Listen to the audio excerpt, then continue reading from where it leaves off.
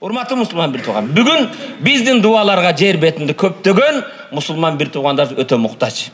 Намаз окуган үчүн, ла илаха иллаллах деген үчүн, Мухаммаду Расулуллах деген үчүн, бир Кур'аны Керимди телефонда алып жүргөн үчүн, же башка үчүн жапа чегип жаткан биздин дуабызга муктаж болгон мазлумдар өтө көп. Дайыма мазлумдарга дуа кылалы. Бирок урматтуу мусулман бир тууган, залымдын байлыгы болсо, бийлиги болсо, курал жарагы болсо, мазлумдун Раббысы бар. Муну унутпайлы. Залымдын балким мансабы бардыр. Балким күчү бардыр. Аскери бардыр, курал жарагы бардыр. Мазлумдун Раббысы бар. Алланын аскерин Алладан башка эч ким билбейт. Алланын аскерлери өтө көп.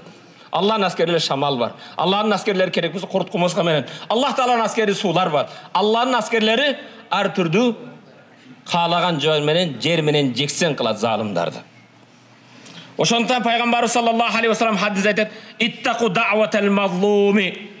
Мазлумдун укугу тепселген, көз жаш агызган адамдын дуасынан сактангыла, этият болгула. Каргышынан калба деген сөз. Бирөөдүн укугун тепсеп, анын каргышынан сактан дейт.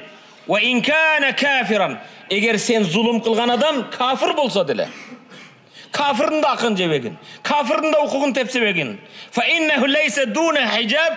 Ал сен зулум кылган, укугу тепселген мазлум, жапа чеккен адам кафир болсо да, анын каргышы менен Аллах Тааланын кабыл кылуу ортосунда парда жок. Элестеткин, эгер кафирдин да жапа чегип, укугу тепселип, ыйлап, каргыш айтса, анын каргышында Кудай Таала кабыл алат экен. Кафирлыгы өзү үчүн. Бирок андай сен зулум кылган, укугун тепсеген адам мусулман болсочу, Аллах Таалага сажда кылган бенде болсочу.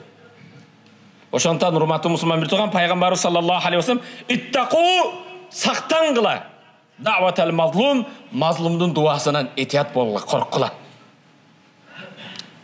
Wa in kana kafiran, эгер ал укугу тепселген кафир болсо деле, fa innahu laysa dunaha hijab. Ал укугу тепселген адамдын каргышы менен Алланын кабыл кылуу ортосунда эч парда тоскон жок дейт.